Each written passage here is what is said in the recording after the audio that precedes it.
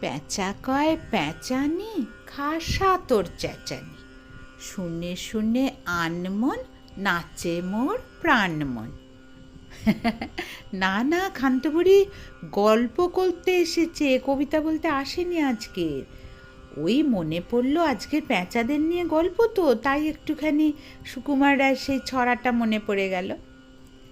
আজকের গল্পটা পঞ্চতন্ত্রের গল্প, পাখিদের রাজা পেঁচা। একদিন দল বেঁধে পাখিরা সবাই এক জায়গায় জড়ো হয়ে নিজেরা নিজেদের সুখ দুঃখের আলাপ আলোচনা করছে। তাদের মধ্যে থেকে একটা পাখি বলে উঠল, দেখো, পশুদের রাজামশাই আছে, সে অন্য পশুদের সুখ দুঃখ বিপদে আপদে পাশে দাঁড়ায়, তাদের সাহায্য করে, কিন্তু আমাদের রাজামশাই নেই। তখন অন্য একটা পাখি বলল, রাজা তো আছে, তুমি জানো না, আমাদের রাজামশাই হলো গরুর। তখন ওই পাখিটা বলল, সে তো বাপ ঠাকুরদার আমল থেকে শুনে আসছে, কই তাকে তো আজ পর্যন্ত আমরা চোখেই দেখিনি, পাশে এসে দাঁড়ানো তো পরের কথা, আমাদের যদি কোনো উপকারেই না লাগলো তবে কিসের রাজা? নিত্যদিন দেখো শিকারীদের হাতে আমাদের কত পাখি বন্ধু প্রাণ হারাচ্ছে, আমাদের এই খবর কি রাজামশাই জানে না খবর রাখে? এমন রাজামশাই থেকে আমাদের লাভ কি তাহলে? আমরা যদি নতুন করে নতুন রাজামশাই নির্বাচন করি তাহলে মনে হয় ভালো হবে। পরের পাখিগুলো বলল, আরে রাজা হবার মতো যোগ্যতা কার আছে? রাজা হতে গেলে তার অনেক জ্ঞান গুণ দায়িত্ব কর্তব্য থাকতে হবে, এমন গুণ আমাদের মধ্যে কার আছে বলো তো?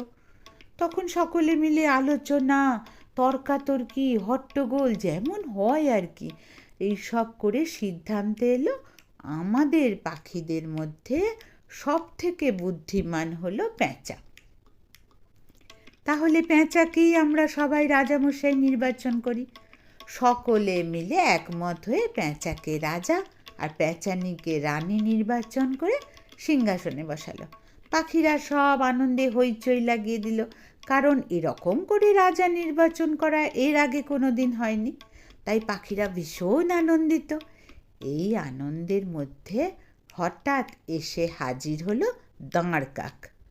এমনি কাক মানে পাতি কাক তোমরা দেখেছ, দাঁড় কাক কম দেখতে পাওয়া যায়, খুব গলাটা কর্কশ আর গায়ের রঙটাও আরও কুচকুচে কালো।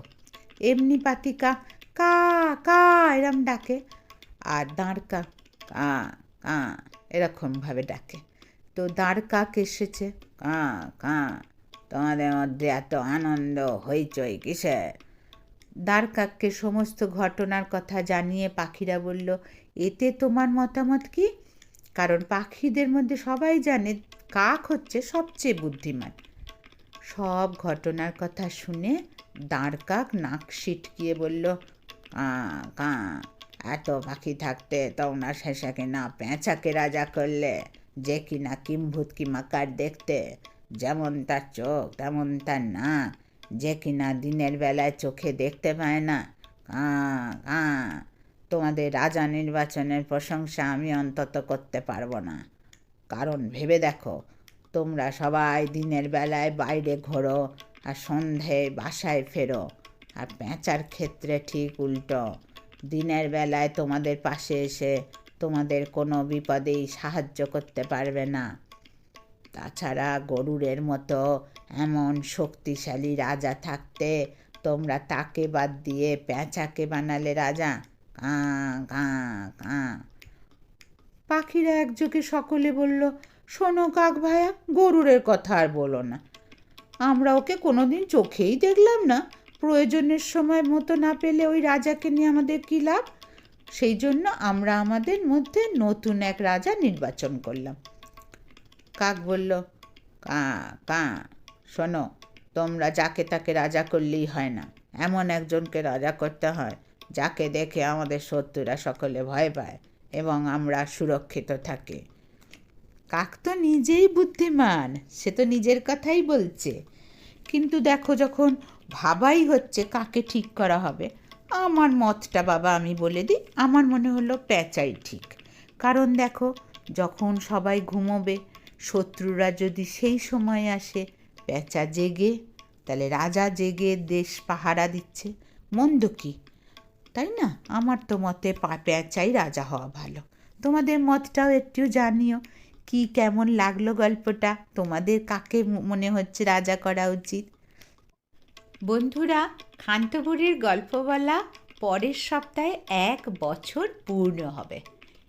এই বর্ষপূর্তিতে সবাই যাতে গল্প শুনতে পাও, তাই যারা নতুন তাড়াতাড়ি সাবস্ক্রাইব করে নাও আমার চ্যানেলটাকে নতুন গল্প শোনার জন্য।